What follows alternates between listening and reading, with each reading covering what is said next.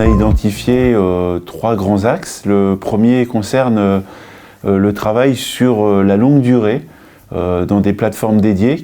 L'objectif de la plateforme, c'est d'appréhender à l'échelle de plusieurs années l'impact des couverts sur les flux d'azote. Alors des flux d'azote et également de carbone. Donc ça peut être la fixation de l'azote atmosphérique, la production de biomasse au fil des années par les couverts végétaux, la restitution d'azote des cultures, enfin de l'azote du couvert végétal aux cultures de la rotation.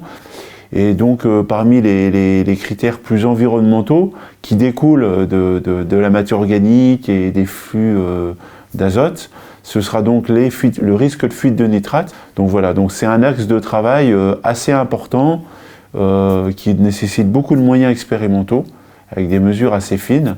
Le deuxième axe concerne le développement de cette technique de couvert permanent en agriculture biologique.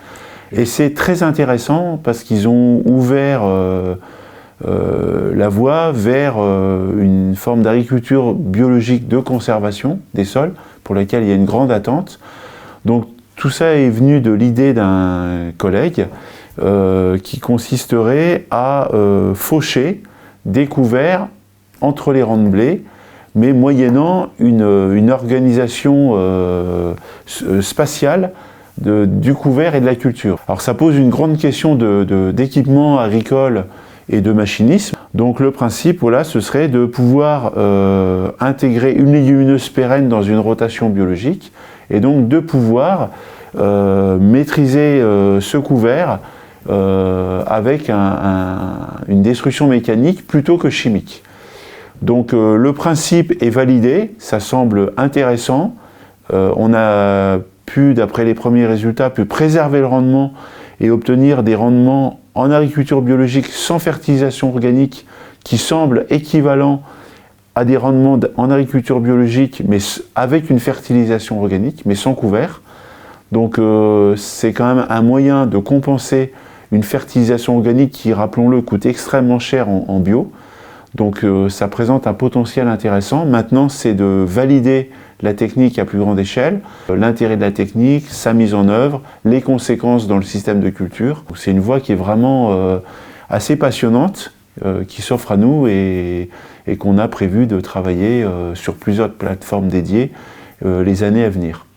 Et donc une des composantes de ce travail, et c'est notre troisième axe, ce serait de travailler la génétique en agriculture biologique, donc, mais pourquoi pas aussi en agriculture conventionnelle, en essayant de travailler sur des couverts permanents, et donc on aurait plutôt intérêt à aller chercher des variétés qui seraient moins compétitives, donc par exemple des variétés qui seraient plus courtes, qui démarreraient plus tard au printemps, ou qui auraient un port végétal plus étalé, plutôt que d'avoir un port dressé. Donc ce serait d'explorer plusieurs voies possibles pour être plus adapté à l'agriculture biologique ou nécessiter moins d'herbicides dans le cas de l'agriculture conventionnelle. Et tout ça est à mettre en interaction aussi avec les espèces ou les variétés de cultures, parce qu'il existe quand même une grande diversité variétale sur les cultures de céréales par exemple, et donc on peut imaginer mettre des variétés à plus fort pouvoir couvrant, avec des cycles précoces, en interaction avec des variétés de légumineuses qui elles seraient plus tardives par exemple, pour essayer de minimiser les besoins de régulation du couvert et faire en sorte que le risque de compétition du couvert sur la culture soit minimisé avec un minimum d'intervention. C'est ce qu'on avait travaillé jusqu'à présent dans Remix, mais on imagine qu'il puisse y avoir une suite les années à venir.